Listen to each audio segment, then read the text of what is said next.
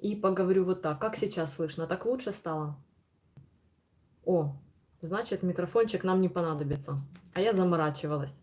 Ну, как я и обещала в своих постах, что я буду тупить, поэтому это нормально. Я первый раз веду эфир, очень сильно переживаю, потому что, ну, мне кажется, когда ты первый раз что-то такое делаешь, люди, общение, хочется все сделать по максимуму, чтобы общение было душевное, чтобы все было комфортно. Итак, о, класс, спасибо, что пишете, что все супер. По поводу еще одного момента, я не помню, я, по-моему, его говорила, когда у меня был выключен микрофон. У меня сосед ведет ремонт сверху, поэтому многоквартирные дома, внезапно может быть дрель или там сверло или еще что-то. Если будет все ужасно, то будем отключаться. Но если это будут какие-то короткие, скажем так, звуки посторонние, я думаю, что ничего страшного, но вы мне тоже пишите, если все будет ужасно. Поэтому поехали.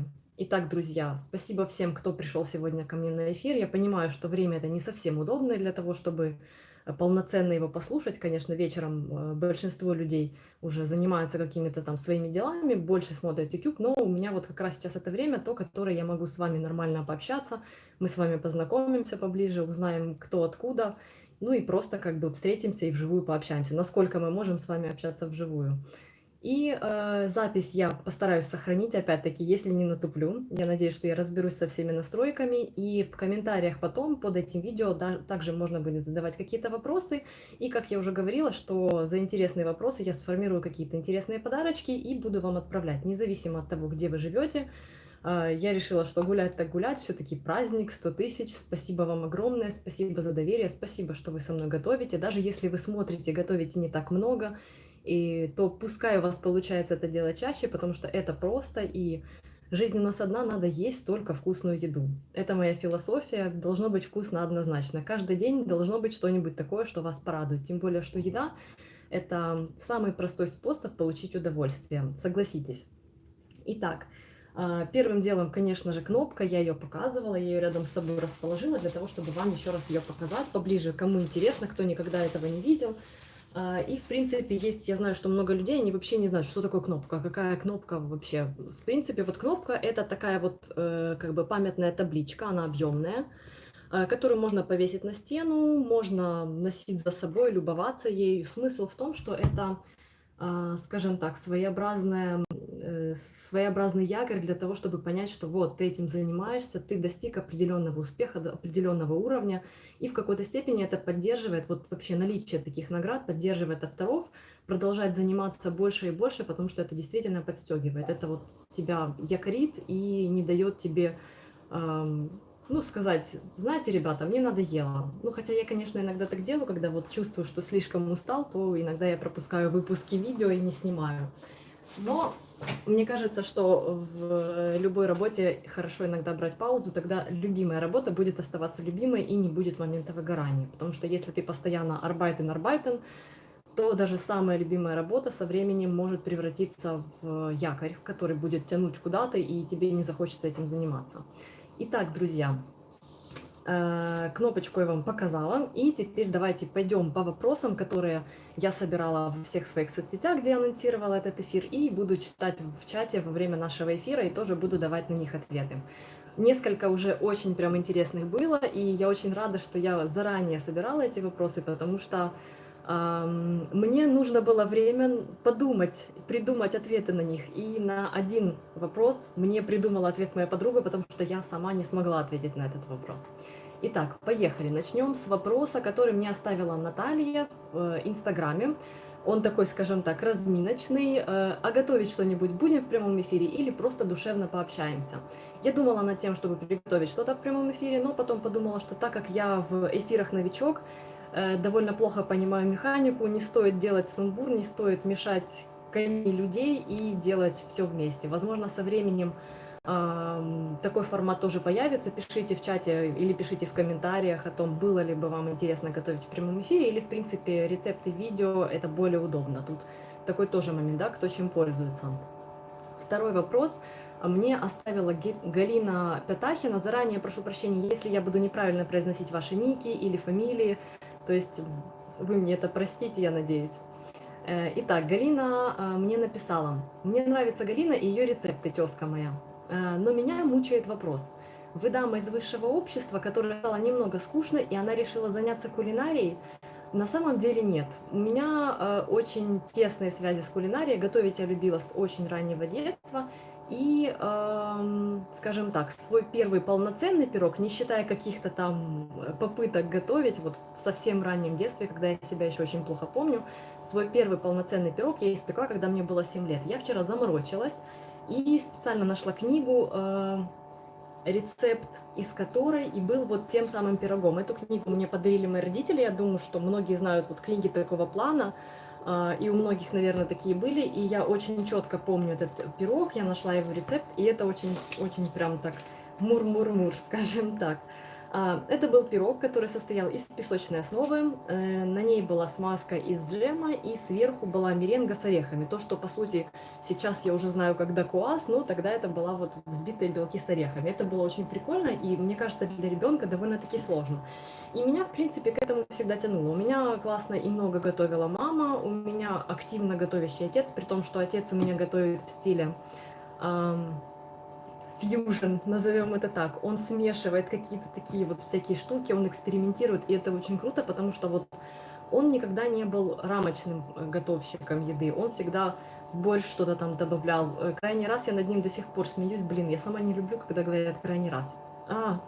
Последний раз, когда, из которых, которые вот мне очень сильно запомнились, он готовил селедку под шубой, и он ее посыпал корицей. Я, конечно, над ним посмеивалась, но это было не со зла, а это было вот в формате, скажем так, шутки, потому что ну, это действительно яркая вещь, и люди редко экспериментируют над какими-то привычными блюдами настолько, чтобы вот просто кардинально взять и сыпать нашу классическую десертную специю. Да, она активно используется в соусах и так далее, но все равно мы больше корицу воспринимаем как десертная специя, и посыпать ей селедку под шубой. Это было очень забавно. Кстати, сразу покажу, я не буду раскрывать все карты по поводу того, какие подарки я буду отсылать, потому что очень сильно это будет зависеть от того, куда конкретно я буду отправлять подарки. Если человек живет далеко, соответственно, я не смогу ему переслать что-то там из интересного пищевого, да, и придется как бы подстраиваться конкретно под человека, поэтому будет все очень персонализировано. Но я отобрала свои книжки и буду тоже их вам отправлять. Они не испортятся, это 100%. Так, следующие вопросы. Следующие вопросы. Я тут параллельно слежу за чатом с ноутбука для того, чтобы все было комфортно и постоянно не тыкать пальцами в экран. Я думаю, что это будет не очень приятно. Итак, трам-там-там. Вопрос из чата. Екатерина, со мной с 15 тысяч подписчиков. Очень приятно, что у нас такие длительные отношения, потому что в нашем современном мире, как бы это пафосно не звучало, но у нас информации настолько много, настолько все быстро приедается, мы присыщаемся очень часто чем-то, поэтому вот когда такие отношения завязаны уже длительные, это очень приятно, значит, вот мы с вами наши душевные струны пересекаются, значит, у нас есть какие-то такие общие взгляды на жизнь, взгляды на еду, опять-таки, взгляды на еду – это взгляды на жизнь, мы каждый день едим, это основа нашего бытия. Итак, Катерина спросила, скажіть, будь ласка, як ви зрозуміли, в якому напрямку вам йти і взагалі напрям кулінарії, і чи бажаєте далі йти в сферу ресторації? Как я пришла к тому, чтобы заниматься кулинарией? Я пришла к этому через то, что всегда это любила, всегда это делала, и для меня это очень естественно. То, что появилось со временем, это дары цивилизации и телефоны, фотоаппараты, и опять-таки много опыта, съемка, монтажи, вот эти вот всякие организационные моменты, которые по факту занимают намного больше времени, чем сама кулинария, но все-таки стержень – это кулинария и любовь к ней. Для меня это так. Так. Сейчас я пролистаю, нет ли здесь еще. Так. О, Саня Лисеныш. Интересный вопрос. Я думаю, что он такой довольно-таки интересный. Тавтология. А сколько примерно денег вы зарабатываете в год? В YouTube такая штука, что когда ты только начинаешь, надо быть готовым к тому, что первое время, и для каждого ютубера это очень разное время. Кто-то за 2 месяца может достигнуть такой отметки, как я дошла до этого за 2,5 года. Первое время надо понимать, что если ты этим начинаешь заниматься, то ты это делаешь вот абсолютно на своем энтузиазме. И вот важно этот энтузиазм в течение этого времени, пока YouTube не начнет приносить тебе какой-то доход стабильный, важно понимать, что тебе на этом энтузиазме надо держаться.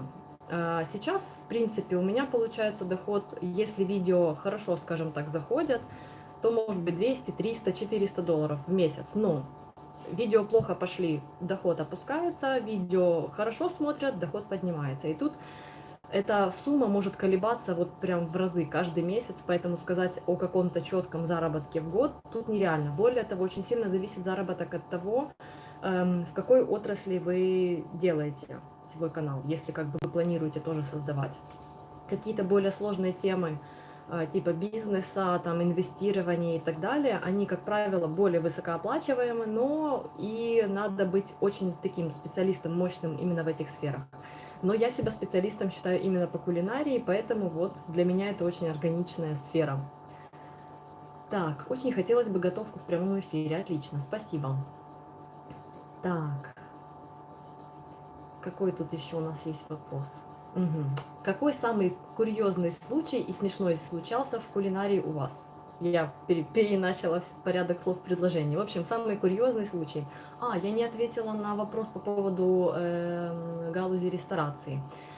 Одно время была у меня очень дикая такая мечта сделать свое кафе. Я как раз в то время активно кондитерствовала. Я брала первые заказы. Это было прям очень волнительно, потому что помимо того, что ты готовишь для своих, для которых ты априори готовишь классно, ну, в большинстве случаев.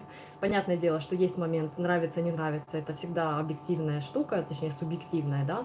Я приготовила, вам может какой-то мой рецепт не понравится, просто потому что у нас не совпали вкусы. Но я тогда брала первые заказы, очень сильно переживала, при том, что у меня такие торты всегда были, ну, замороченные, скажем так, и по вкусовым сочетаниям, по всему. Но со временем я пришла к тому, во-первых, я отказалась от сахара и перестала делать кондитерку на заказ. Сейчас я пеку сладости, активно пеку там, для своих близких, но и выруливаю на опыте, который приобретен. То есть я уже могу не пробовать что-то, и я уже вижу, когда себя меренга плохо ведет, или вот где что-то протупило. Бывает, я уже в процессе понимаю, что я что-то упустила, и мне не обязательно пробовать, я выруливаю уже на визуальных, на тактильных каких-то моментах. И вот когда я сахара, то, в принципе, у меня исчезла тяга к тому, чтобы кондитерствовать на заказ, потому что я не могла быть уверена в том, что я отдаю людям. Для меня это очень важно. То есть, да, если я сам не попробовал, не приготовил перед этим образец, и не попробовал его, и потом повторять, и отдавать, в общем, это очень большая ответственность, которая была мне не очень приятна, скажем так.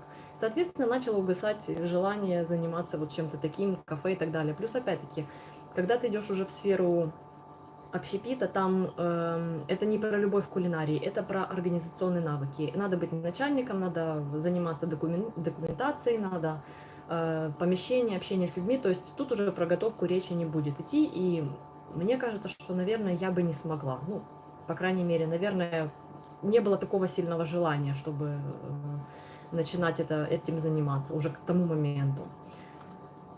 Так. Итак, вернемся к рассказу о самом курьезном случае. Самый курьезный и смешной случай, который у меня случался вот на моей памяти, это когда у меня в духовке загорелась меренга. Как раз после этого случая я пекла, у меня на сайте есть этот рецепт, это лимонная тарталетка с меренгой, классический рецепт американской кухни, я их обожаю, потрясающее сочетание кислого-сладкого, вот эти все текстуры, прям кайф. Но на тот момент их карамелят сверху при помощи горелки, на тот момент у меня горелки не было, но у меня уже была духовка, которая обладает функцией гриля.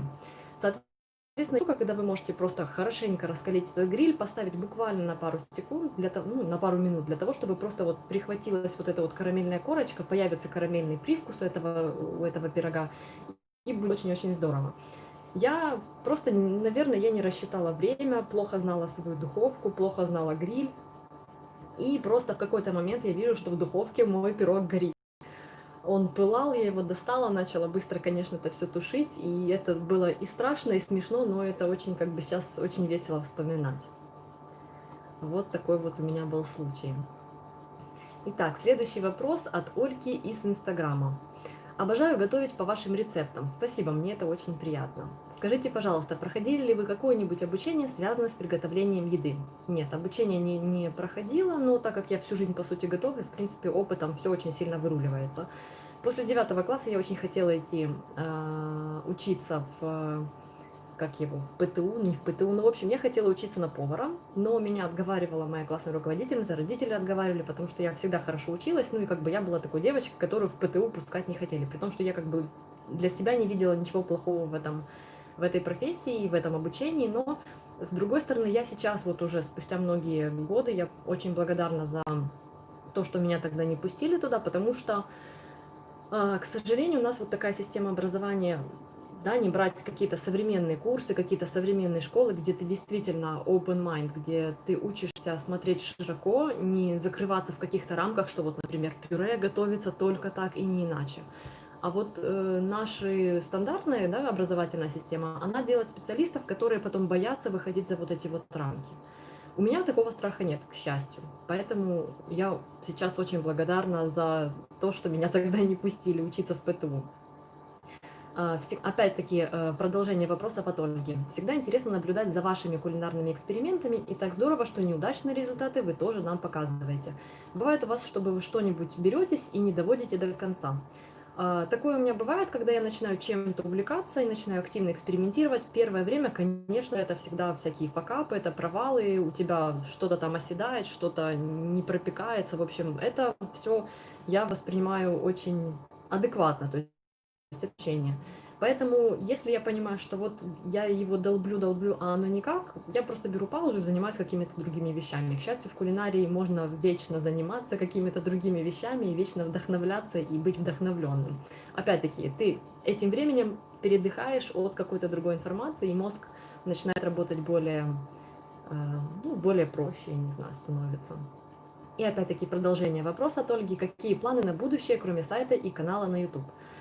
Сейчас пока я планы для себя никакие не строю, такие глобальные, потому что вот я вот планирую, ну, к концу года, не позже, закончить перенос своего старого блога на сайт, потому что все я делаю вручную, и по моим расчетам у меня на это еще 15 недель, и до этого периода я себе сказала, дальше пока ничего не планирую, потом перенесешь, отдохнешь немножко, и уже дальше будем разбираться, как что будет. Потому что отдых это очень важно. Я помню, что в тот год, когда я писала книги, у меня в 2017 году вышло 5 книг, то есть они вышли немножечко с другим растяжением во времени, с учетом производственных моментов, но по сути вся работа была над ними в течение 1 года. И я тогда настолько сильно вымахалась, потому что ты это делаешь на вдохновении, тебе кайфово, тебя прет, ты прям вот сутками об этом всем думаешь, но в процессе ты не успеваешь даже выдохнуть, передохнуть, и потом ты просто опустошен. И вот на данный момент уже прошло уже 20-й год. Ну, по сути, прошло там больше, чем 2 года. На данный момент я пока книги писать следующие не хочу, хотя вот мне это дело очень нравится. Так, давайте почитаем еще какой-нибудь вопрос из чата. Хмара Visualizations. Запитання. Як ви вирішуєте, що хочете приготувати для свого каналу? Наскільки часто ви враховуєте пропозиції глядачів? Олексій.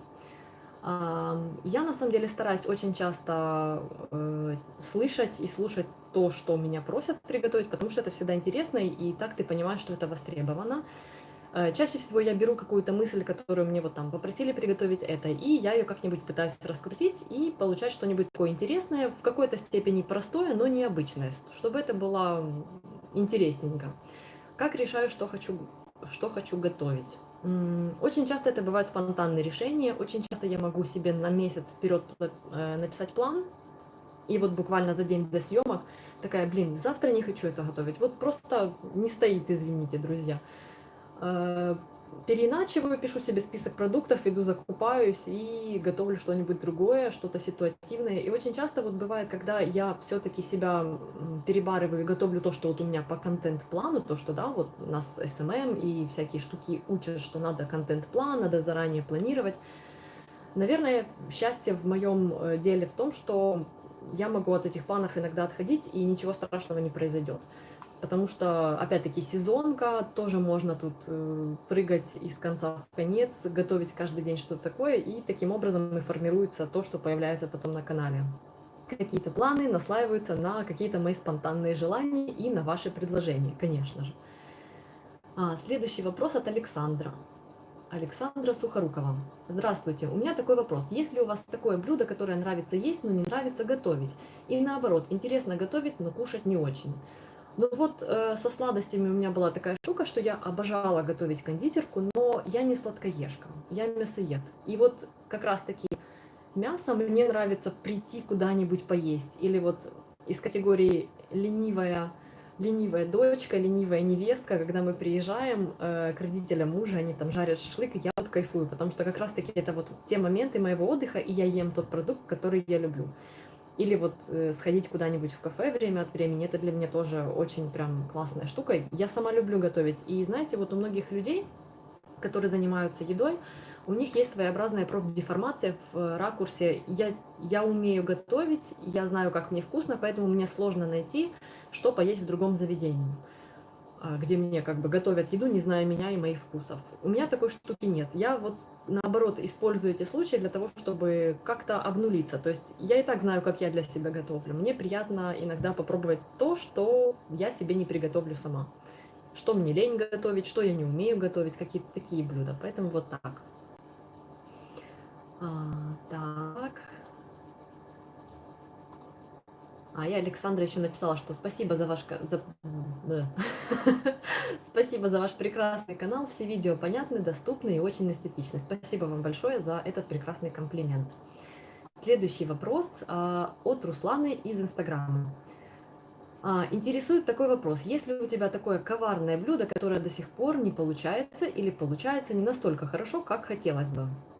Для меня очень коварное блюдо – это стейки дома, потому что я их очень люблю, но у меня бывают случаи, когда я прям вот либо что-то не так пошло, и я их неправильно приготовила, при том, что для меня уже есть в моем мозгу, скажем так, та технология, которую я дома постоянно повторяю.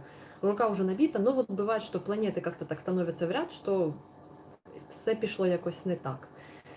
И иногда бывает такое, что ты приходишь, приносишь домой мясо, вроде все классно, все приготовил, а оно вот не так и не то.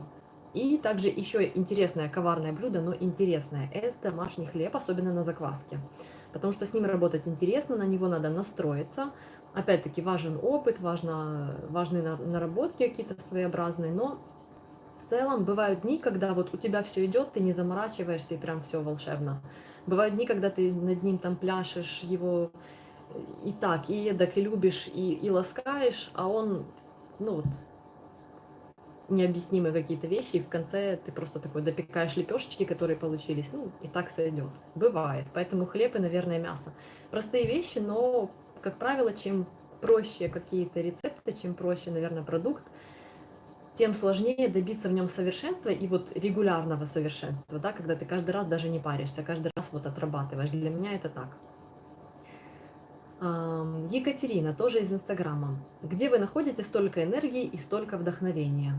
В переключении, наверное, видов деятельности.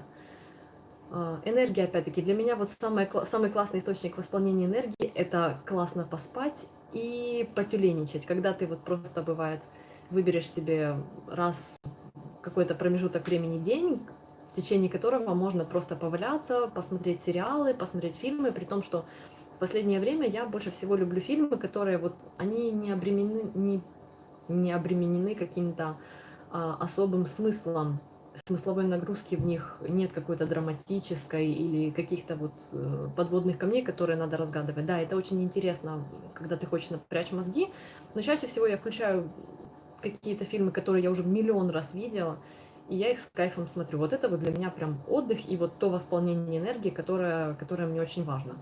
Я интроверт по своему типу, по своему характеру. Соответственно, вот для меня, как у многих людей, есть такая штука, что вот они напитываются энергией, когда общаются с родными или с друзьями. Для меня это не совсем так. То есть я это все дело люблю, но после того, как я вот побыла вот в своей раковинке, потюленичала, отдохнула, и тогда вот прям будет это все классно и в удовольствие. Полина, вопрос из Инстаграма опять-таки. Какой ваш любимый сыр? Сыр я люблю весь. Я несколько лет назад прошла курсы сыроварения и, соответственно, смотрю на этот продукт очень широко. И, соответственно, люблю его очень широко, начиная от традиционных каких-то мягких молодых коровьих сыров и заканчивая какими-то выдержанными овечьими, козьими. Я бы с удовольствием попробовала какие-то и буйволиные при доступе к ним. Ну, то есть очень широко, и я уверена, что они мне, конечно, понравились. Единственный сыр, который я бы не пробовала, это, я не помню точно, как он называется, скоморца, нет? С Сардинии или с Сицилии, там, где вот личинки мух. Вот это, наверное, я себя не совсем, не уговорила бы я себя его попробовать. Как-то все-таки присутствие живого организма в сыре меня напрягает. А вот все остальные сыры я обожаю. Какое-то время я плотно сидела на сырах с плесенью и прям кайфовала. Сейчас меня прет на выдержанные сыры. И вот постоянно это все дело меняется. Так, идем дальше. Спасибо опять за поздравления. Я в чате вижу, читаю их. Еще вопрос от Марии. Как вы восполняете свой ресурс? Как справляетесь с неудачами и с упадками сил? Вот то, о чем я говорила. Тюленничество, вяление. О, и еще как раз-таки я забыла момент упомянуть. Это поездки куда-то. Притом это даже вот не про пафосно попутешествовать, да, куда-нибудь. Конечно, очень круто иметь возможность куда-то поехать и вот попутешествовать глобально, увидеть другую культуру, увидеть другую страну и открыть свой мозг, расширить свои какие-то границы. Но даже банальная смена обстановки, куда-то выехать в такое место, в котором ты еще не был, там переночевать, провести 2 ночи, поесть что-то другое в других обстоятельствах, это мозг немножко по-другому начинает и более начинает немного по-другому на все реагировать и более подвижный становится. Для меня вот тоже это очень рабочая схема, поэтому, конечно же, путешествовать круто, но в этом году это очень такая для многих болезненная тема, но в любом случае куда-нибудь выбраться — это очень классная штука для того, чтобы просто восполнить свой ресурс.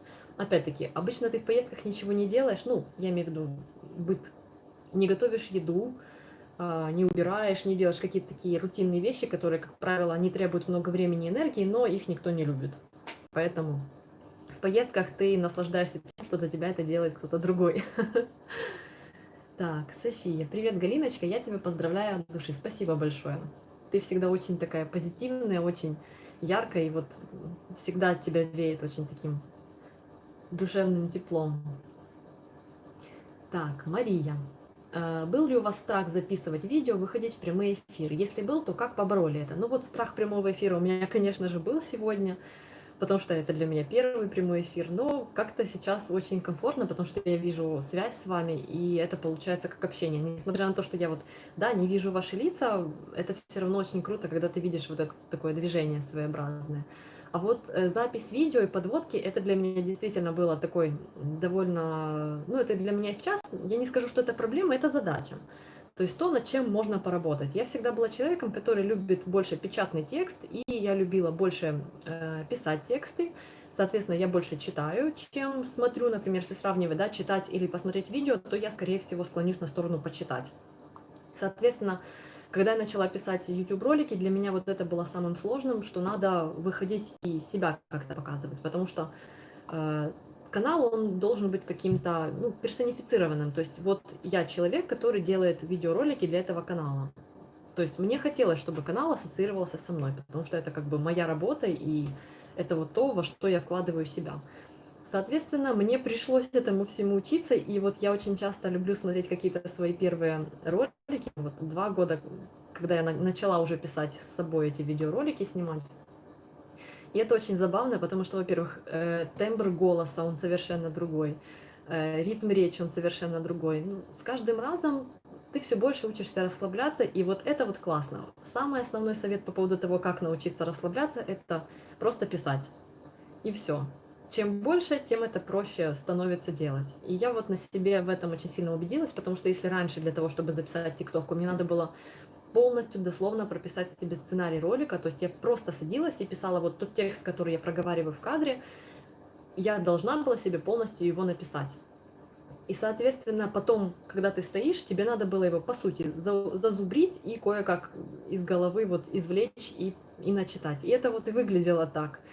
Сейчас я чаще всего просто себе пишу на маленькой бумажке какие-то тезисы и уже в процессе там съемки формирую какие-то предложения, просто чтобы ничего не упустить, я сажусь перед записью ролика и пишу себе, что я хочу сказать касательно этого рецепта, что я хочу как бы донести, в чем его особенность, на что стоит обратить внимание, и уже от этого пляшу. Соответственно, ролики стали более, ну, мне кажется, что они стали более какими-то такими, ну, не то чтобы живыми, но непосредственными, что ли. Мне кажется, что это так. Так. Жанна, привет из эпицентра, зашла поддержать. Спасибо большое, Жанна, это моя коллега-блогер. Обязательно заходите на ее канал, она тоже выкладывает очень крутые рецепты. И то, что ты зашла из эпицентра, где ты за покупками ходишь, это очень приятно. Круто. О, написали, мне здесь комментарий написан. Настоящие шаманы ничего не планируют. Да, это как есть все эти выражения «хочешь насмешить Бога, запланируй что-то», да, вот из категории вот этих вот штук. Действительно, чем больше планируешь, тем чаще приходится потом эти планы или перепланировать, или просто учиться отпускать вот эти вожжи контроля где-то. То есть пускай все идет как идет, как говорят люди, которые, ну, у которых философия по поводу Вселенной, по поводу того, что нам Вселенная много чего дает, что она изобильна. Я, кстати, тоже из категории этих людей, что просто доверься всему, что происходит, прими все. Так, наверное, оно и есть. Алексей пишет еще. Так, пардон, водичка. Ви згадували, що готуєте за певним контент-планом. А на яку кількість випусків ви зазвичай закупаєтесь? Именно закупки я делаю обычно или на один выпуск, если я сейчас стараюсь готовить так. Один день готовлю, сажусь сразу монтирую и потом выпускаю видео. Но бывают какие-то накладки, я делаю, например, приготовление рецептов, 2 рецептов за один день, 3 рецептов за один день. Тут уже как складываются жизненные другие, да, обстоятельства, которые надо выполнять, какие-то там свои задачи. Соответственно, я закупаюсь непосредственно на то количество выпусков, на которое планирую готовить вот на следующий день. Вот так вот.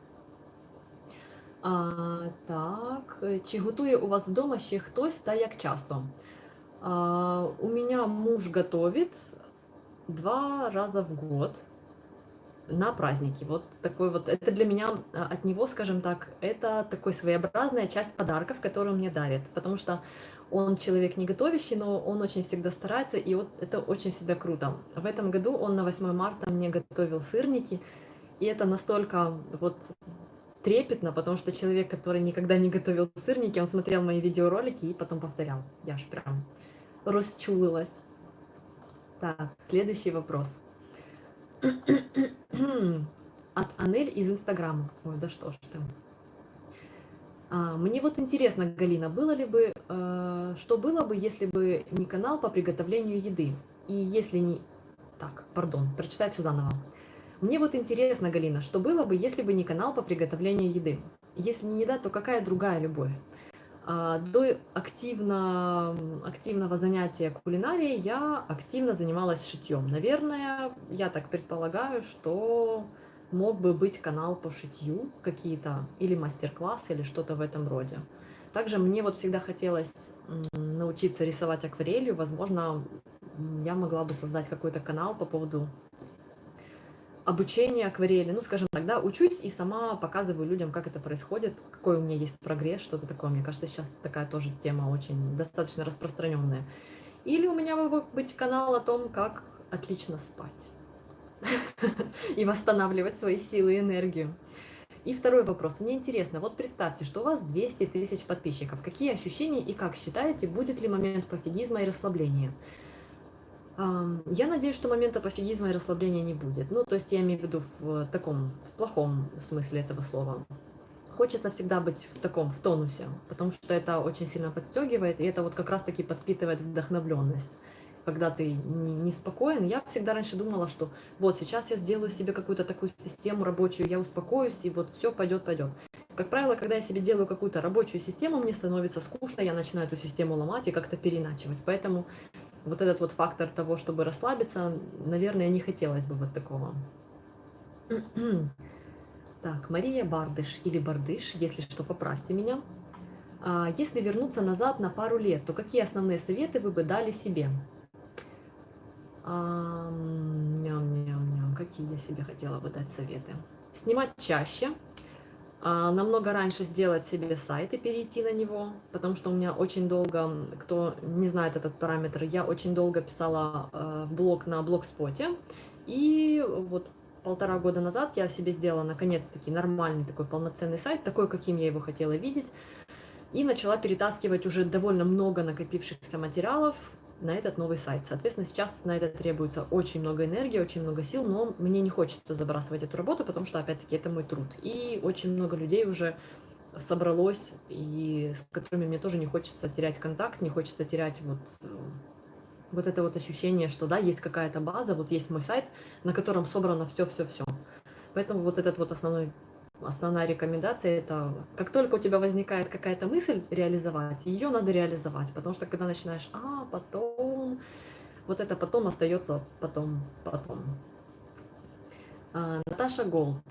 Здравствуйте, Галина. Если не секрет, сколько вам лет и как удается быть такой стройной? Не секрет, мне 32 года, стройной мне удается быть, потому что я уже 3 года не ем сахар, не ем белую муку. Иногда бывает балуюсь, но это как бы для меня не системная штука. То есть я не паникер в плане того, что все, я не ем и боюсь и даже близко не подхожу. То есть в моем присутствии я нормально реагирую, когда кто-то ест торт, и я могу, конечно, побузить на мужа там, но тем не менее я ему буду намазывать домашнюю нутелку на хлеб, и я буду кайфовать от того, что он это ест, и что он этим наслаждается. И, в принципе, если вот убрать вот эти вот факторы, да, сахаром, там, белой муки, в принципе, хлебобулок и всего остального, то я ем очень сытно, я ем очень много. Но вот как раз за счет того, что нет сахара и нет десерта в широком смысле, вот это работает. Опять-таки, минимальные какие-то спортивные нагрузки по комфорту, по своим ощущениям, и все будет окей. Мы с подружкой занимаемся просто дома.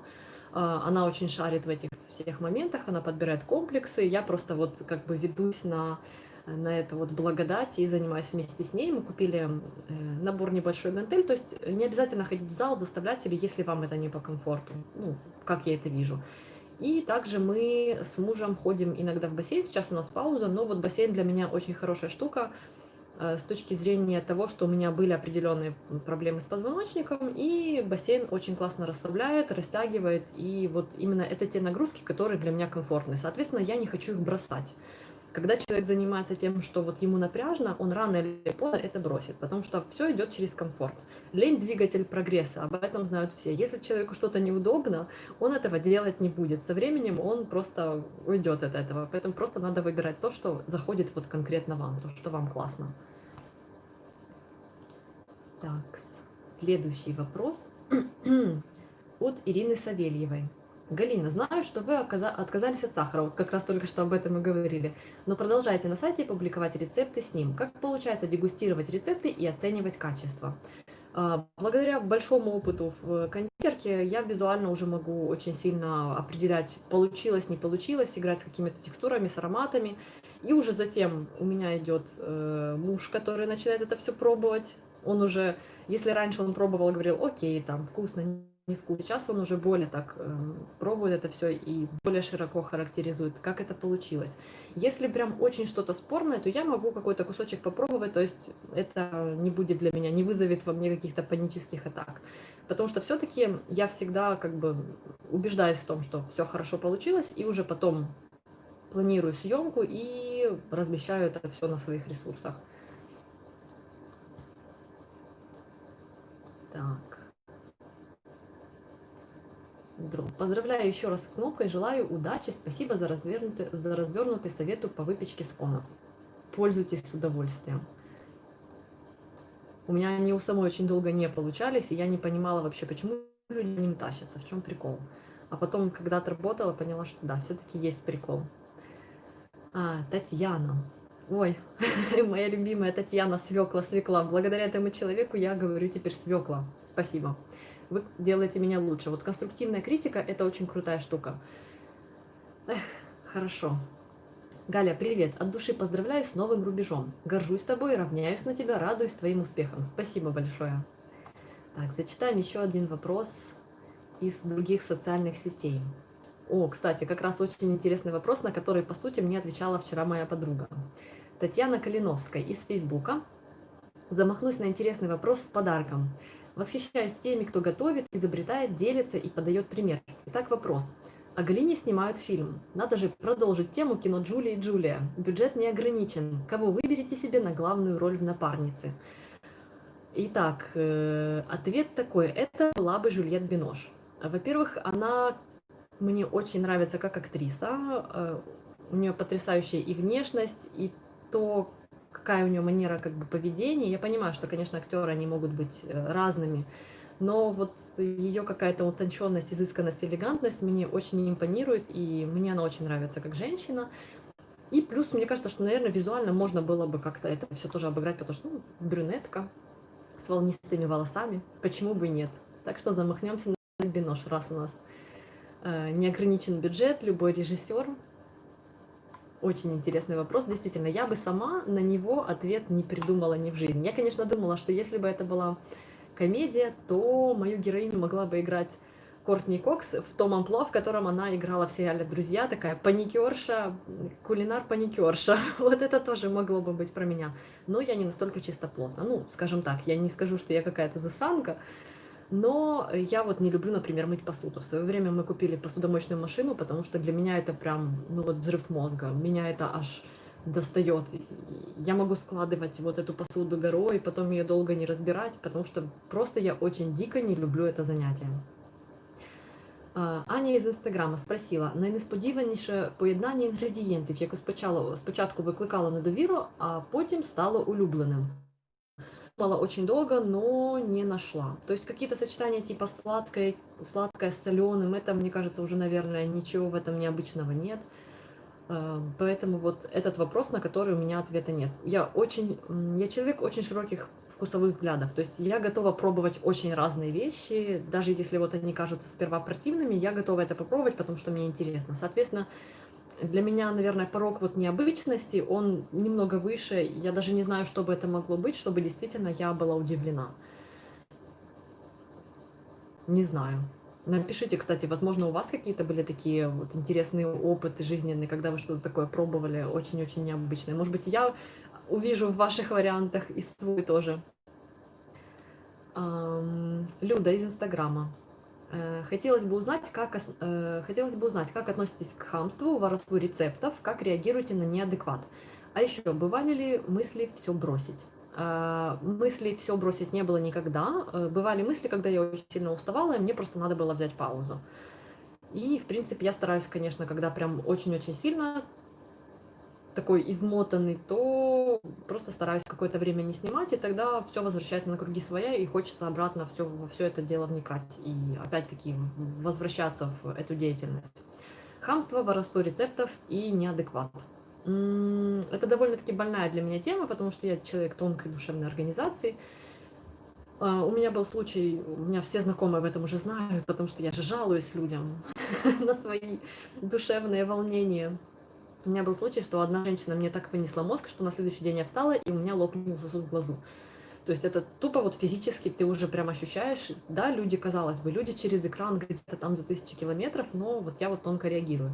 И хорошая штука — это, конечно же, взращивать в себе толстокожесть на вот именно на неадекват и на хамов, и чаще всего, когда я проверяю комментарии, вот в идеале надо садиться проверять комментарии в том настроении, когда ты такой весь веселенький и тебе все по барабану. Тогда все хорошо. Тогда на хамов реагируешь легко, ты либо просто не отвечаешь на их какие-то штуки, либо можешь даже в ответ их как-нибудь потроллить, как-то пораззадоривать, или просто там, если ты видишь, что это уже системные нападки, просто блокируешь человека для того, чтобы он больше не появлялся. Воровство рецептов... Когда я узнаю об этих фактах, то я всегда связываюсь с теми, кто это делает, и, конечно же, прошу удать, потому что помимо того, что я просто пишу, говорю, что вот я автор, удалите, потому что я так хочу, у меня есть как бы подставы на украинском языке, да, у меня есть основания это делать. Есть статьи Уголовного кодекса, есть статьи разных актов, которые мне дают право требовать этого от людей. То, что у нас люди не используют, и знаете, как незнание закона не бережет от ответственности, то у нас очень много людей в интернете этим пренебрегают. Но если как бы узнала, то мне кажется, мой долг это зайти и сказать человеку, что вот я, давай ты будешь делать по-нормальному хотя бы по отношению ко мне. Возможно, такими методами, там, постепенно люди просто приучатся думать, что это ненормально брать и пользоваться чужим трудом, потому что вот им так захотелось даже без спроса. Одно дело, когда люди пишут и говорят, что вот, можно ли мы возьмем там ссылки, все, да, окей. Я никогда не отказываюсь от таких моментов. Но если люди в наглую просто тырят, а потом еще начинают блокировать, огрызаться и так далее, то есть это все, скажем так, очень низко. Поэтому вот так. Надя із Інстаграма. Якби настав останній час, сейчас, секундочку, спригнув у меня здесь файлик. Якби настав останній день існування планети, то яку страву ти б приготувала, щоб насолодитись? Я думаю, что это бы было что-то мясное, однозначно. Какое-нибудь мясо на огне, какой-нибудь шашлык или люля-кебаб. Вот это то, вот, с чего бы я кайфанула. Но я, наверное, вот если бы это был люля-кебаб, то я бы поела его, то есть не сама готовила, а чтобы мне приготовили. Вот это я кайфанула. И, наверное, ну, раз последний день, то я бы съела кусочек какого-нибудь домашнего торта, типа Наполеон или Медовик, чего-то такого из детства, вот прям из глубокого детства, то, что с такими приятными триггерами, атмосферами. Вот это было бы что-то такое очень простое. Так, следующий вопрос от Татьяны, тоже из Инстаграма. Представьте, вы на реалити-шоу «Мастер-шеф». Кстати, меня туда звали 2 или 3 раза. Конкурс в темноте. Вам дают задание, с которым вы заведомо не справитесь, вы все равно возьметесь за это дело или откажетесь и честно объясните причину. Я думаю, что я бы взялась. Ну, то есть, как бы попробовать, это всегда хорошо. Не получится, так не получится. Знаете, сколько раз я готовила какие-то вещи, тоже понимая, что, скорее всего, ничего не получится, ничего не получалось, я это дело выбрасывала. И типа, окей. Ну, зато моя совесть передо мной чиста, что я попробовала. Я потом буду думать о том, а может, получилось бы. Это не самое, скажем так, неудачи в еде, в том числе, если ты участник шоу. Мне кажется, что это не самое болезненное в жизни, что может быть. Поэтому я однозначно бы попробовала, даже если бы знала, что у меня не получится. Так, вернемся к чату и вопросам в чате. Сейчас я попытаюсь найти, где я пропала, какой вопрос читала последним. Так, нашла. Наташа Голд. А не хотелось бы открыть еще один канал, например, влоговый с разноплановыми направлениями? Пока мне не хотелось бы этого делать, потому что очень часто я для себя разграничиваю моменты, когда я не снимаю и когда я снимаю. И вот, например, путешествия. Очень часто в путешествиях я снимаю не так много, как, например, можно было бы, чтобы делать тот же влоговый канал или что-то такое. Или вот ежедневная какая-то рутина, просто потому что в эти моменты я от этого отдыхаю. То есть я не концентрирую свое внимание на том, что вот я достаю камеру, что-то там надо интересное сказать или просто описать, что я делаю в данный момент.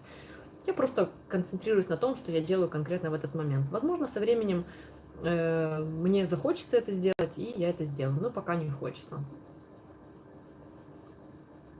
Так, Станислав.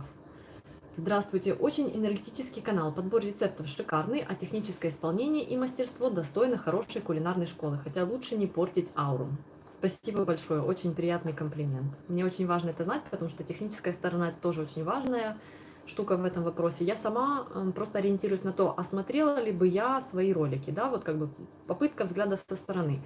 Мне всегда нравятся красиво снятые ролики, соответственно, я стараюсь учиться снимать где-то лучше, стараюсь там учиться обрабатывать звук, то есть если даже сравнивать звук с тем, который был там год назад, то это тоже большая разница, потому что я постоянно как бы стараюсь это все дело совершенствовать, и технические знания тоже очень важны, и очень важно, когда вы это видите, когда вы пишете такие приятные слова и пишете комментарии касательно и технической стороны вопроса. Это для меня так же круто, как когда вы пишете, что вам вкусно, вот 100%.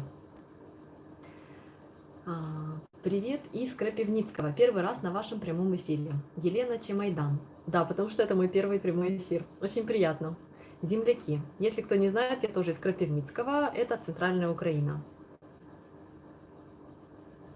Поздравляю с первой кнопкой. Пусть побыстрее прибудет вторая. Аминь. Пускай. Хочется, конечно, ну какие-то тоже, да, строить планы, например. Такая-то кнопка до какого-то там, до какой-то даты. Это очень, я не знаю, реально ли это, нереально. Екатерина. Чи плануєте відкривати ресторан? Можливо, ПП? Нет, не планирую. Татьяна пишет, у меня после съемок видео на кухне разгром и апокалипсис, миллиарды грязной посуды и использованных гаджетов. Это со мной что-то не так или это нормально? Как с этим у тебя? То же самое. У меня вот такая штука, то есть я снимаю в течение дня, когда я дома сама, и чаще всего муж не застает вот этого вот апокалипсиса, то есть для меня это как рубеж определенный, то есть вечером мне хочется, чтобы уже все, я закончила работу, все разгребла, и типа квартира вот как нормальная домашняя квартира, как у всех людей. Так что, Татьяна, это не только у тебя такая штука, это, мне кажется, наверное, у всех, кто снимает. Особенно мне нравится, вот вы сейчас видите, у меня на заднем плане моя кухня, я специально как бы села здесь, потому что у меня рабочий кабинет в другой комнате, ну там комната темная, и здесь удобнее как бы вести эфир, удобнее общаться. Собственно, здесь я снимаю все свои подводки, ну, с разных там позиций. И, в принципе, сегодня это выглядит неплохо, потому что я сегодня заморочилась и даже, вот видите, поставила орхидейки, здесь все. И оно как бы не лишено жизни, потому что чашки, все это же я не буду убирать. Но у меня, по крайней мере, нет вон сзади грязной посуды. Я ее помыла и разгребла, потому что после съемок, конечно, это все выглядит непрезентабельно.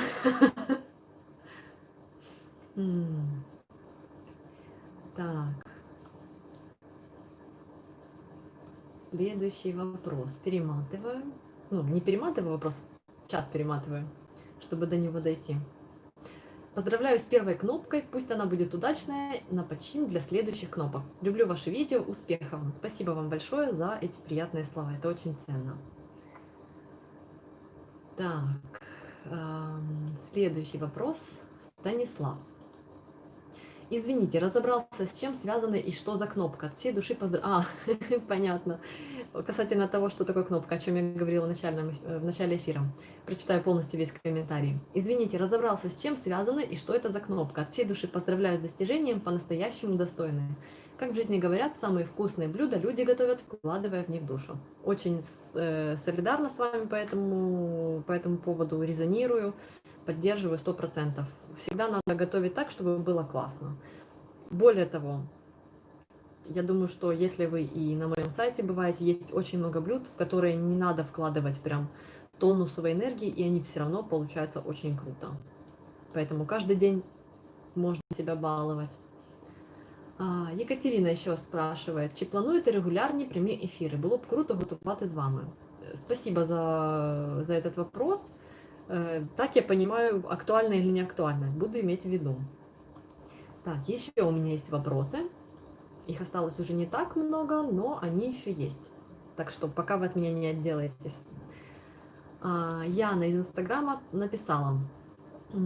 Поздравляю, всегда так радостно, когда твои земляки добиваются успеха. Девочка из моего города, подруга моей подруги. Очень приятно, что у нас вот тоже случился такой контакт через социальные сети. Я уверена, что 100 тысяч это только начало. Ну и вопрос, если бы ты могла выбрать любые 5 ингредиентов, какое блюдо ты бы приготовила? Я вот боюсь повторяться, но опять-таки это было бы что-то мясное. Это было бы мясо однозначно, да, что-то, скорее всего, жареное на углях. Пускай так, будем перечислять ингредиенты. Мясо, возьмем лук, чтобы его замариновать, возьмем соль, перец, давайте посчитаем это одним ингредиентом, потому что мы сможем добавлять эту приправу в остальные блюда. Возьмем помидоры, я очень люблю сезонные помидоры, сделаем из них какой-нибудь салат, просто нарежем, и возьмем молодой сыр. Мне не хватило одного ингредиента.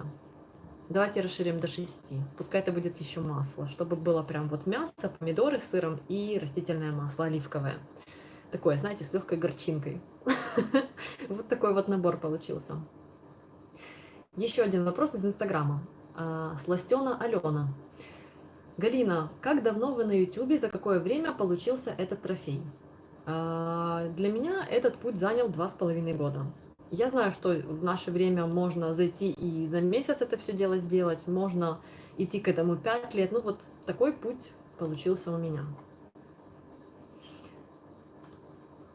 Так, следующий вопрос, а, тоже из Инстаграма. А зачем эта кнопка? То, о чем я тоже говорила в начале эфира. Кнопка за тем, чтобы чувствовать, что ты как бы заземлен, что ты занимаешься этим делом серьезно. Это уже, наверное, психологически, это просто такая штука, типа, если тебе захочется бросить, ты уже сильнее будешь об этом думать. Хочу ли я на самом деле это дело бросить, или я просто устала и надо отдохнуть. Вот, наверное, так, если философски рассматривать этот момент. Что вам нравится делать снова и снова? У меня каждый день, ну, не то чтобы одинаковые завтраки, но вот я их повторяю. У меня завтраки на основе яиц, и вот это я люблю делать снова и снова, и мне кажется, они мне, наверное, никогда не надоедят. Каждый день как-то разнообразиваю, у меня уже пошли какие-то заговоры. Каждый день, в общем, я вношу разнообразие в эти завтраки, но вот яйца — это неизменно то, что я люблю делать снова и снова. И, кстати, опять-таки, любимый мой завтрак шакшука, который я делилась у себя на канале, я его в сезон готовлю очень часто, потому что вот кайфую. И его я повторяю тоже очень часто. За зиму успеваешь соскучиться, и вот вообще не надоедает абсолютно. Добрый день. Кстати, 2 вопроса касательно кулинарной школы. Добрый день. Будет ли возобновляться уроки в кулинарной школе? Включила ждуна, скучаю за этим движем. Мы в городе с моей подругой проводили некоторое время назад кулинарные занятия. У нас были небольшие группы, мы все готовили, веселились. Потом немножко у нас там изменились наши приоритеты, и сейчас я, наверное, пока еще не готова в это возвращаться. Опять-таки, как минимум, там перенос сайта и отдых после этого. Очень много просто времени занимают какие-то другие моменты, и поэтому я вот не чувствую, что я хочу опять это делать. Вот так, это так, откровенно. Есть ли у вас хобби помимо кулинарии? Поспать и поесть. То, что готовила не я. Вообще я очень как бы люблю шить, но сейчас не очень много на это времени. Но, в принципе, время от времени я это дело практикую. Какие-то мелочи, просто как бы не терять навык, чтобы машинка немного поработала. Это вот я делаю. Я шью пижамы своему мужу. Очень редко, но иногда тоже свекру шью пижамы. И иногда себе. Что-то такое очень простое. То, что не требует там какой-то очень-очень точной посадки. Потому что когда начинаешь браться за что-то очень сложное, потом начинаешь сильно нервничать, если не получается. Так. Как вы реагировали на неудачи в начале пути? Да, наверное, как? Сложный. Вроде и простой, и сложный вопрос. Ты типа попереживал, но потом идешь дальше. Вот так вот я реагирую. То есть, как бы это, я воспринимаю это как часть процесса. Я не воспринимаю это как все, вот у меня сегодня не получилось, бросаю, значит, это не мое. У нас, я не знаю, у нас это ментально или не ментально. Часто переоценивается фактор таланта. То есть говорят, вот ну да, у тебя же есть талант, значит, тебе хорошо. На самом деле решающий фактор, да, талант, безусловно, это очень важная штука, но решающий фактор, мне кажется, это вот мое мнение, что намного важнее упорство и трудозатраты, трудоспособность. Чем больше ты, скажем так, долбишься в какую-то тему, тем больше шанс того, что у тебя это начнет получаться. Это вот как с моими записями видео. То есть вначале это вообще у меня не получалось. Можно было просто сказать, да блин, не получается, я буду снимать без тебя, зачем вот это заморачиваться, что-то там краситься, ставить камеру, свет, там, микрофон покупать себе там и так далее. Зачем вот это все? Значит, не мое. Но нет, долбим, долбим. И нормально, лучше стало, я надеюсь. Следующий вопрос. Тоже из Инстаграма. Видела, вы были гостем на ТВ. Что запомнилось и что интересного, что особенно понравилось? Для меня это был не первый опыт на телевидении. Я отношусь к нему очень, ну, скажем так, не то чтобы прохладно, но довольно нейтрально. Просто, наверное, из-за того, что на данном этапе в моей жизни телевидение не является для меня чем-то таким, вот знаете, я бы хотела в телек там и так далее. Сейчас интернет — это такая широкая штука, и вот YouTube, он уже перегнал телевидение по объему зрителей. Соответственно, как-то телевидение уже отходит немножко на тот план, когда ты его не оцениваешь как что-то такое вау, телек. Более того, мы с подругой снимали кулинарную рубрику для телеканала. Мы снимали, наверное, в течение года, если я не ошибаюсь. Было довольно много выпусков. Не снимаем уже года 3, но эти ролики до сих пор на этом телеканале крутят. То есть их все равно повторяют, все равно ими пользуются. Вот так вот. То есть телек не воспринимаю как что-то такое ах. Очень классный вопрос от Людмилы. Родные поддерживают... так, опять закрылся мой файлик. Родные поддерживают и помогают? Да, конечно, поддерживают и помогают. Другой вопрос в том, что, например, ну вот родители, да, старшее поколение, назовем так, они не совсем понимают вообще, как это работает, как это все, как ты вот сидишь дома сам с собой, без начальника, и там какой-то там заработок, и еще что-то такое. Ну, скажем так, они не понимают механику этого процесса, соответственно, им сложно просто сориентироваться. Намного им проще, если ты просто с утра собрался, пошел в офис, отсидел в офисе, пришел домой, там позанимался домашними делами, для них это понятно, потому что для них это их жизненный ритм, и они так выросли. Вот эта сфера, она начала, да, формироваться уже, когда там я росла, и, соответственно, эта сфера, она для них такая вот немного такая, ну, alien, как инопланетная, скажем так. Ну и, в принципе, есть много знакомых. В принципе, у меня никого нет из знакомых тех, кто бы сказал, что фу, там, говно, там, зачем тебе это, иди вон, сиди в офисе. Все очень с интересом это воспринимают. Не все понимают, но все поддерживают, и очень много интереса в этом видишь. Это приятно. Так. Какие смешные моменты были в кулинарно-блогерской деятельности? Про загорающийся пирог я уже говорила. Загорающиеся регулярно тряпочки, которые я в попыхах начинаю где-то разбрасывать по кухне. Иногда случайно бросаю на горящую плиту, и бывало такое, что они загорались. Тоже начинаешь быстренько ориентироваться, быстренько хватать это все дело, тушить, выветривать эти все запахи. Это всегда забавно. В первые моменты страшно, а потом ты над этим смеешься.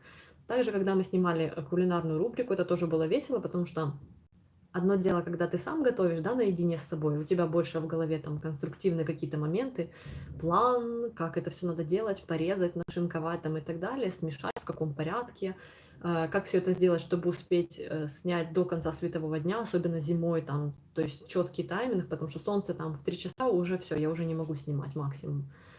И когда ты снимаешь сам на сам, то это больше вот процесс. Когда ты снимаешь с кем-то, то это, ну, и веселуха, потому что какие-то моменты, которые случаются наедине со мной, я могу даже не обратить на это внимание. Когда ты снимаешь уже там, есть оператор, есть подруга, и мы уже смеемся над этим.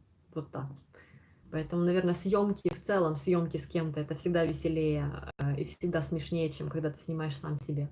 Кстати, конечно, очень бы хотелось разжиться со временем оператором, чтобы просто не было этого фактора, когда камеру настроил, побежал, приготовил, выключил камеру, пошел помыл руки, или точнее помыл руки, выключил камеру. И вот так вот очень много времени уходит на вот эти вот процессы перебежек, переставления камеры, наведения фокуса, вот этих вот всех моментов. Это тоже, кстати, в минус веселости. А вот когда есть оператор, это уже забавнее. Ирина из Инстаграма, как раз таки моя подруга, спросила: Галина, кто для вас гуру у сфере кулинарии? Очень классный вопрос, потому что у меня вот глобально такого гуру нет. Сейчас настолько много классных в доступе вот до классных материалов, начиная от шефов знаменитых, да, таких как Джейми Оливер или Гордон Рамзи, которые действительно очень крутые, мощные персонажи, и заканчивая людьми, с которыми ты знакомишься уже через сеть, которые активно свою деятельность вот продвигают через социальные сети, ты можешь знакомиться с этой деятельностью, можешь с ними напрямую общаться. И вот от каждого такого человека ты берешь что-то такое, вот, что-то свое, что тебе в данный момент нужно. Но если говорить все-таки о какой-то персоналии, то я скажу не со стороны вот кулинарии, а со стороны того, что вот мне нравится сама личность, манера поведения, то, как человек держится там в кадре и так далее. Это Найджела Лоусон. Если вы еще не знакомы, то погуглите ее. Женщина вот прям потрясающе красивая, потрясающе обворожительная. Я прям вот, я могу не готовить по ее рецептам, и, скажем так, я, наверное, особо никогда не готовила по ее рецептам, может быть, пару раз. но она на нее так классно смотреть, она такая прям, ну, супер. Кайфую, когда смотрю, когда попадаю на ее передачи. Галина, що вас надихає на творчість?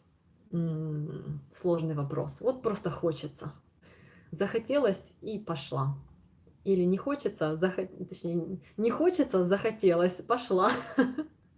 Это из категории, что давайте отрицать вдохновение. На самом деле вдохновение — это штука очень редкая. Чаще всего ты просто делаешь изо дня в день что-то. Вот тебе нравится, ты понимаешь, что не каждый день ты будешь это делать на крыльях, и тебе будет кайфово, не каждый день это будет история про единорогов, про то, что вот все так легко получается, и вот я встала с утра, подтянулась, и вот птички заплели мои косы, а я пошла творить. Очень часто бывает такое, типа, о, я хочу поспать, я хочу поваляться, мне лень, но потом вспоминаешь, что глобально тебе это нравится, то есть в каждый момент, даже когда тебе это не нравится, тебе это нравится.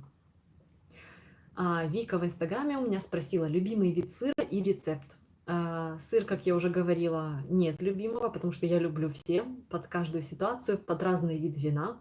Я очень люблю вино, поэтому и сыры тоже очень сильно люблю. И любимого рецепта тоже у меня нет.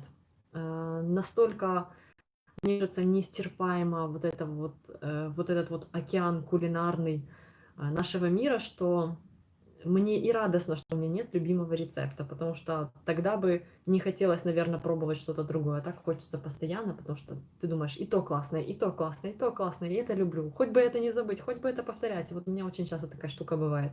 Я себе даже иногда что-то такое записываю. Так, вернусь обратно к чату. Я уже дочитала все вопросы из социальных сетей и вернусь обратно к вашему чатику. Спасибо, что вы очень активные в нем. Так. Олексій. На вашу думку, сіль – це зло? Чому зараз люди масово відмовляються від солі? Мое мнение такое, что соль – это не зло, просто как бы важно, наверное, ее дозировать, важно употреблять ее в тех количествах, которые безопасны для нашего здоровья. Но я ее исключать не собираюсь, я ее люблю. Татьяна еще задала вопрос. А что, рекламодатели уже стоят в очередь? И что ты планируешь рекламировать, а что ни при каких условиях? А что ни при каких условиях? Рекламодатели в очередь не стоят, но время от времени обращаются. Чаще всего просят рекламировать какой-то шлак, от которого я отказываюсь. Притом какие-то иностранные штуки очень часто присылают запросы, которые направлены на то, чтобы украсть канал. Соответственно, ты уже на них реагируешь. Какие-то непонятные ссылки, на них вот не стоит нажимать, потому что потом заходишь в свой аккаунт, а его уже увели. Чаще всего просят рекламировать какие-то сайты знакомств, какие-то приложения там по заработку игр. Ну, то есть вот что-то такое, какой-то вот такой мутняк. Или лекарства. То есть это то, что я не буду рекламировать. Мой принцип такой, что как минимум для рекламы я беру то, что я это должна попробовать. То есть какой-то продукт, например, да, я собралась рекламировать. Я его должна попробовать. И у меня должен быть шанс сказать, что как бы извините, нет, или извините, да, вот как бы такая штука.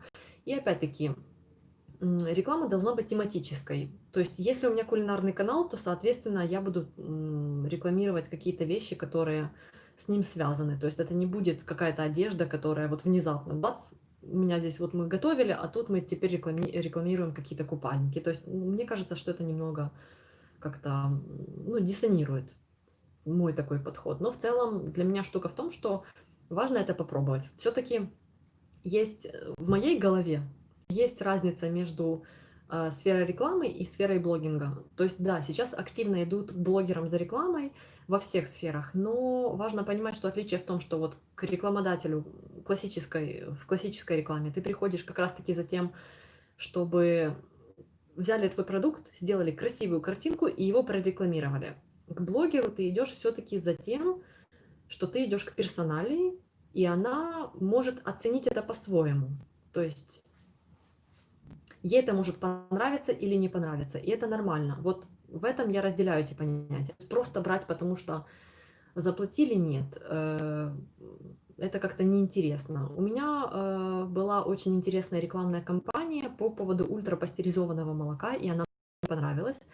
При том, что на момент, когда мы только начинали эту кампанию, я этим молоком не пользовалась. И то есть как бы не особо для себя его рассматривала и, ну, не то, что не понимала, просто для меня это было как-то, ну, типа окей. В процессе подготовки к рекламе мне стало интересно, потому что есть определенные, действительно, его как бы прерогативы. Там, помимо того, что вы можете его прямо из бутылки пить и не париться, потому что действительно обработка очень хорошая с точки зрения безопасности, да, для организма. Но в процессе подготовки я для себя открыла те его преимущества, которые для меня сработали таким образом, что мне этот продукт было рекламировать приятно. То есть, например, одна из публикаций была посвящена молоку в хлебном тесте. И я провела очень интересный эксперимент, приготовила 3 вида теста, испекла затем багет из этого теста, и было наглядно понятно, в чем плюс именно ультрапастеризованного молока в этом ракурсе. То есть это не просто типа покупайте, да, потому что вот я такая классная блогер, давайте вы меня будете слушать и купите это все дело. Нет, я показала, в чем был плюс этого продукта, в чем его сильная сторона, почему все-таки стоит это сделать, ну, то есть если для вас это актуально. Для меня это тоже важно, потому что полезность все-таки должна брать верх. Понятно, когда рекламодатель к тебе обращается, когда продукт там тебе и так нравится, и ты такой, да, конечно, 100%. Но чаще всего ты как бы, это все равно работа. Хочешь, не хочешь, ты как бы оцениваешь, хочешь ты это брать на рекламу, не хочешь ты это брать на рекламу, почему ты это хочешь брать и почему ты это не хочешь брать. Это, наверное, больше как бы вот как раз про честное блогерство. Я не отрицаю то, что мы все, как бы, кто занимается этим делом, что мы все, конечно, хотим на этом зарабатывать, потому что это адекватное отношение к жизни. То есть мы все взрослые люди, мы знаем, что нам надо покупать продукты, надо платить по счетам, там, покупать подарки своим близким, покупать какие-то там, короче, штуки, даже вот побаловать себя. То есть это все про взрослую жизнь. Когда люди пишут, что вот если это ваше любимое дело, то вы бы тогда могли делать это и бесплатно. Да, первое время. Вот как раз вот то время, пока вы начинаете, вот вы это делаете бесплатно, как раз таки на вот этом вот альтруизме, и оно вас держит, пока у вас горит это желание. Потом нужно какое-то подкрепление. И мы же не инфантильные люди, правильно? Мы понимаем, что мы все ходим на работу. Вот так. Поэтому вот такой, скажем так, у меня, короче, есть принцип по этому поводу, но я не прям глухая, что типа нет, рекламы на моем канале не будет. Она есть, она просто не такая навязчивая, и это не какие-то там приложения и какой-то там мрак. Так, следующий вопрос. Алина. Очень горжусь тобой, дорогая, это моя подруга. Ты огромная умница и пример целеустремленности для меня. И вопрос, что тебя вдохновляет? А, Вот я уже говорила про вдохновение, о том, что я стараюсь на него не ориентироваться, потому что вдохновение может будет, может не будет. Но иногда бывает какая-то новая информация вдохновляет пойти и что-то отрабатывать. У меня недавно был запрос на отработку безглютенового хлеба. Я до этого никогда этой темой не интересовалась, и она мне как-то была так, ну, ни о чем. Но в последнее время, пообщавшись там с человеком, которому это было надо, я прям так завелась и начала активно экспериментировать. Вот, наверное, и люди, какой-то запрос, какая-то информация, востребованность и нужный момент времени, это тоже работает на вдохновение. Так, Мария Бардыш спрашивает, предлагали ли вам запустить рекламу на ваш канал в целях сотрудничества? Да, предлагали, и такие выпуски были. Их не так много, и в целом я стараюсь просто делать это органично, чтобы это было не в лоб. Типа, регистрируйтесь на сайте, танки, что-то там, игры. В общем, я просто очень часто 1xbet, что такое. Ну, наверное, 1xbet и не заинтересуется моим каналом, им надо намного больше подписчиков и просмотров, но в целом я просто стараюсь, если есть какая-то реклама, я ее стараюсь делать органичной, чтобы она не очень резала, и чтобы она была полезной. Чтобы действительно реклама работала не просто как реклама, а чтобы это было что-то такое интересненькое. Так, друзья, минуточку. Мне надо подключить телефон к зарядке.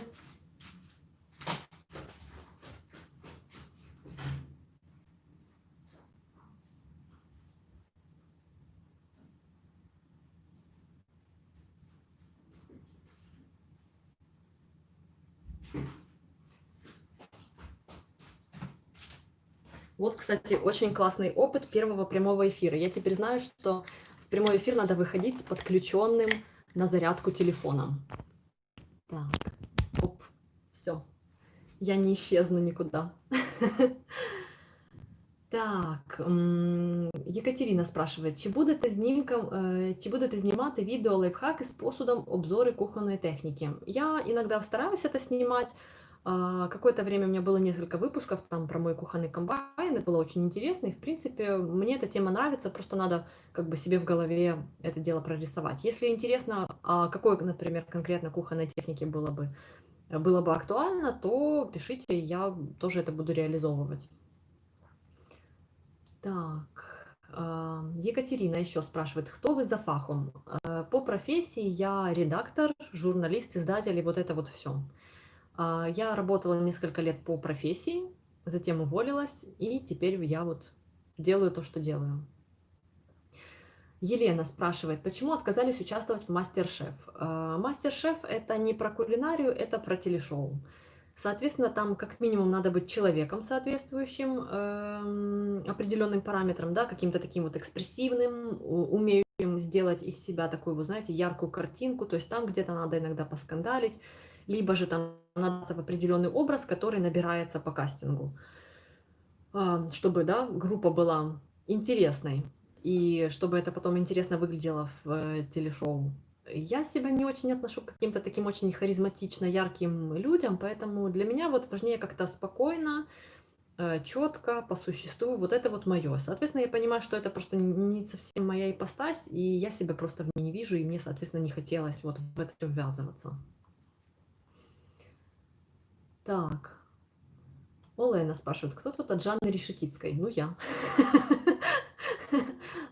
Елена пишет, я от Жанны. Так, добрый день, здравствуйте. Олена, поздравляю с кнопкой, спасибо большое. Так, девушки нашлись.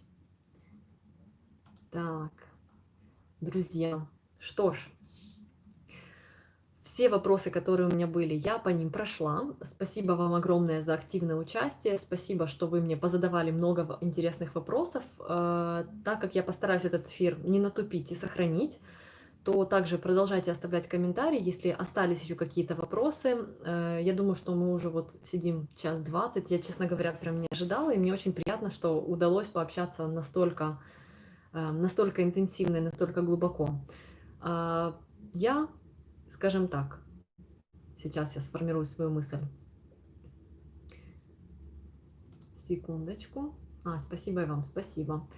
По поводу подарков и интересных вопросов. Так как я еще подожду какое-то время вопросов и комментариев под этим видео, то я думаю, что через пару дней я определюсь с тем, какие вопросы были для меня самыми такими какими-то, ну, какие меня больше всего зацепили. И затем я с вами свяжусь, и мы с вами обговорим, где вы живете, я отправлю вам подарочек. Также я хочу на воскресенье, я надеюсь, что на воскресенье я успею, или на вторник я приготовлю праздничный рецепт. Это будет кекс с рисунком в разрезе. Так что, если интересно, пропустите. Этот рецепт будет не только праздничным, да, с символикой вот моего, скажем так, праздника, вы потом сможете им пользоваться уже под какие-то свои праздники, под какие-то свои цели, потому что, мне кажется, это вот, особенно для детских десертов, это будет очень классная штука, или как вот десерт-сюрприз. Поэтому помните о том, что я вам это пообещала, я обязательно сниму, смонтирую, выложу в воскресенье или вторник. И спасибо вам огромное еще раз, что вы со мной тут побыли, что вы со мной пообщались.